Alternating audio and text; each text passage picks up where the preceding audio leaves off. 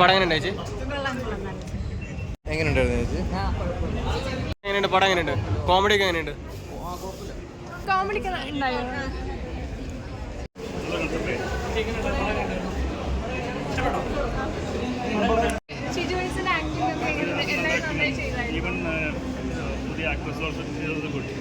പറയാൻ പറ്റില്ല നമുക്ക്. നല്ലൊരു കോഴ്സ് എടുത്തിട്ട് അത് ഡെവലപ്പ് ചെയ്ത് അതിന് മെറ്റീരിയലൈസ് ചെയ്തിരിക്കുന്നു. നല്ല സോഷ്യൽ മെസ്സേജ് ഉണ്ട്. അത് വളരെ അപൂർവം സ്ഥലങ്ങൾ മാത്രം. പക്ഷേ ഒരുപാട് നമ്മൾ ചില പടങ്ങളൊക്കെ നമുക്ക് കാണേണ്ട അത്യാവശ്യമായിരുന്നു, മിസ് ചെയ്തു, കാണേണ്ടതായിരുന്നു നമ്മൾ പലപ്പോഴും ചിന്തിക്കാറുണ്ട്. അത് ഈ സിനിമയിലുണ്ട്. കാണേണ്ടതാണ്, കണ്ടില്ലെങ്കിൽ നഷ്ടമാണ്. പ്രത്യേകിച്ച് നമ്മളെ ഇപ്പോൾ ഇലക്ഷനൊക്കെയാണ്. അപ്പോൾ നമ്മളത് കണ്ടില്ലെങ്കിൽ ഒരു പക്ഷേ നമുക്ക് നഷ്ടമാണ്. എക്സൈറ്റ് ആയി. നമ്മളിപ്പോൾ ഒരു പടത്തിൻ്റെ നമ്മളെപ്പോഴും ഉദ്ദേശിക്കുന്നത് ക്ലൈമാക്സ് ആണ് അല്ലേ? ആ ക്ലൈമാക്സ് കണ്ടിട്ട് ഇറങ്ങി പോകുമ്പോഴാണ് പടത്തിൻ്റെ നമുക്ക് ഒരു നഷ്ടം ഉണ്ടാവരുതെന്നുള്ളത്. പക്ഷേ അത് ഈ പടത്തിൽ നമുക്ക് ഒരിക്കലും നഷ്ടം ഉണ്ടാവില്ല, കാണണം എന്നുള്ളതാണ് എനിക്ക് പറയാനുള്ളത്. ഉറപ്പായിട്ട് കലംബാസനും അതുപോലെ ഷിജു വളരെ നന്നായിട്ട്. എനിക്ക് തോന്നുന്നു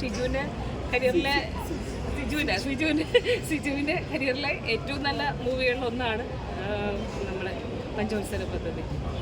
നായിക പറയേണ്ടതെന്ന് ചോദിച്ചു. നായിക നന്നായി ചെയ്തിട്ടുണ്ട്. പുതിയ കൃതിയാണ് എന്നുള്ളതില്ലാതെ വളരെ നന്നായി മനോഹരമായി ആ ക്യാരക്ടർ കൈകാര്യം ചെയ്തിട്ടുണ്ട്. നല്ല ഒരു ഡിഫറെൻറ്റ് ഫീലായിരുന്നു.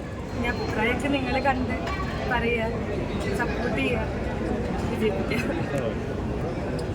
ഞാനൊരു ഡയറക്ടറാണ്, അതുകൊണ്ട് തന്നെ എനിക്കിതിനെക്കുറിച്ച് കൂടുതൽ സംസാരിക്കാൻ താല്പര്യമില്ല. സിനിമയാണ് സംസാരിക്കേണ്ടത് വിചാരിക്കുന്നുണ്ട്, വിശ്വസിക്കുന്നുണ്ട്.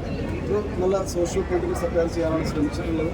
നല്ല പെർഫോമൻസസ് ഉണ്ട്. സിജുവിൻ്റെ എനിക്ക് തോന്നുന്നു നമുക്ക് കരിയർ ബെസ്റ്റ് ആയിരിക്കും ഇതിൽ പെർഫോമൻസ് എന്നാണ് വിചാരിക്കുന്നത്. അതുപോലെ നിഷയായാലും കൃഷ്ണന്തു ആയാലും ശരിക്കും അവരുടെ ഗംഭീരമായിട്ടുള്ള പെർഫോമൻസസ് പടത്തിലുണ്ട്.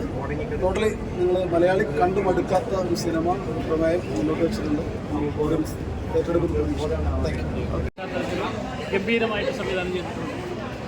അതോടൊപ്പം തന്നെ വയനാടിൻ്റെ പ്രകൃതി സൗന്ദര്യം ഒപ്പിയെടുത്തുകൊണ്ട് പുതിയ സാമൂഹ്യ പശ്ചാത്തലത്തിൽ എങ്ങനെയാണ് കേരളത്തിലെ പഞ്ചവത്സര പദ്ധതി വരുന്നതെന്ന് നല്ല ഒരു സാമൂഹ്യ രംഗത്ത് പതിപ്പിക്കാവുന്ന ഒരു കഥ. അതോടൊപ്പം തന്നെ മലയാളത്തിലേക്ക് ഒരു പുതിയ നായികയുടെ ഒരു കാൽവെപ്പ് കൂടി ഇതിൽ പറയുന്നു.